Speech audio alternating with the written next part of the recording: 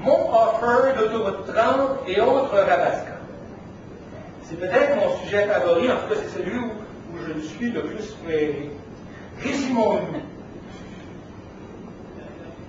Je veux rappeler ici le rôle crucial des luttes locales dans le mouvement patriote.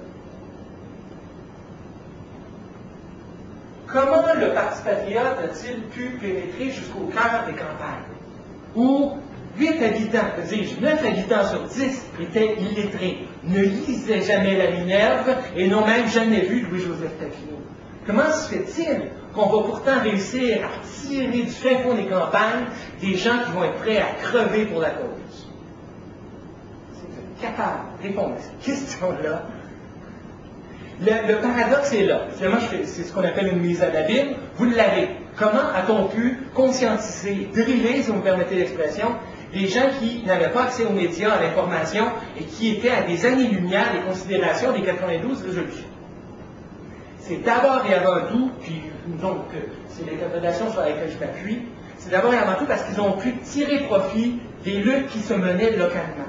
Des combats qui occupaient les gens de Shefford, les gens de Missisquoi, les gens de l'île Jésus, les gens de la région de Yamaska. Ces gens-là étaient pris dans des réalités, dans des conflits régionaux locaux qui les passionnaient. Ce qu'a réussi à faire Papineau en particulier, parce qu'il a compris l'importance de cet enjeu-là, c'est de les canaliser vers une lutte nationale. Il aura compris ça. Lorsqu'on le voit arriver à Saint-Eustache la première fois en 1834, il y a déjà des leaders là-bas. Là. William Henry Scott puis Jean-Olivier Chénier, ils n'ont jamais attendu l'autorisation de Papineau avant de se moucher. Et pourtant, Papineau, en arrivant à Saint-Eustache, il agit de manière modeste. Il écoute les gens, et là, on lui dit que nous voudrions cela. Ben, il y avait des enjeux locaux, en particulier l'approvisionnement de la caserne de Carillon, l'accès au marché du Haut-Canada, la construction du pont. C'est des grosses questions, là, qui passionnaient les gens. Ben, Papineau a écouté ça. Et il était prêt il a pris ces choses-là, il les a menées sur une plateforme nationale. C'est d'abord et avant tout ça la leçon du mouvement patriote, et c'est d'abord et avant tout ça qui explique la profondeur de la mobilisation patriote. Comment peut-on imaginer rassembler 8000 personnes à Saint-Charles le 23 octobre 1837 dans un village qui compte 500 habitants? Comment pouvez-vous imaginer autrement que la population de Sainte-Marguerite de Blairfindie, l'Acadie, ça vous dit quelque chose? Écoutez, l'Acadie, c'était un coup, et c'est toujours un coup, là. Mais c'est aussi accessoirement le plus beau village du Québec, là. Mais en attendant, c'est un village de 470 âmes à peu près.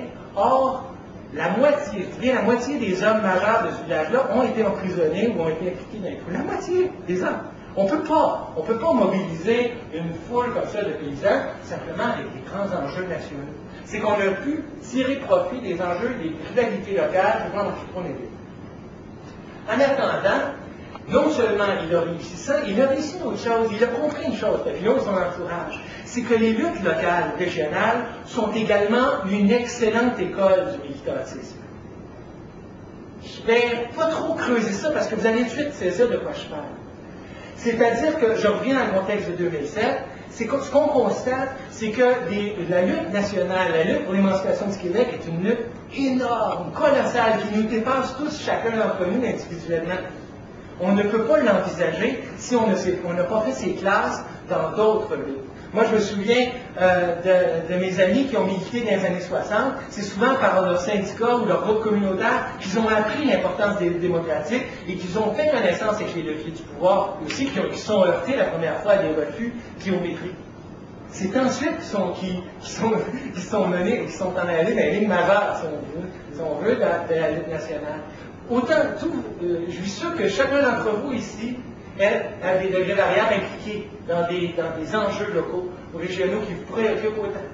Et c'est très bien. Parce que c'est essentiel d'abord à votre conscience politique, mais c'est aussi crucial pour votre conscience citoyenne. Avant d'être des citoyens du Québec, vous êtes d'abord des voisins, des amis, des confrères de travail, des gens qui habitaient un milieu. Et ça, c'est donc essentiel d'articuler ça. C'est pour ça que je parle de Offer, c'est en hommage à Desrochers, mais c'est aussi pour rappeler comment il y a des luttes que je vois sous nos yeux, comme vous, qui peuvent très très bien canaliser au niveau national, or elles ne le sont pas suffisamment. Et ça, il n'y a pas de doute qu'un mouvement national a un intérêt à davantage être sensible à ces enjeux locaux-là ou régionaux et afin d'authentiquement ramener les choses à leur juste proportion, bref, d'aller chercher les gens dans leur milieu.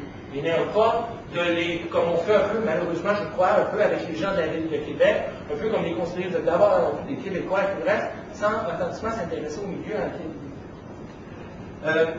Je ne vous dis pas qu'il y a juste des bons côtés à ça. Papillon s'en est mordu les doigts. À force d'appuyer à peu près tous les mouvements locaux et régionaux qu'il rencontrait, il s'est retrouvé avec une coalition de mouvements en partie contradictoires, dont il va perdre le contrôle. Et c'est, selon moi, pourquoi il y a eu des rébellions. C'est parce qu'il a perdu le contrôle de sa base. Mais j'aime mieux perdre le contrôle de ma base que pas avoir de base.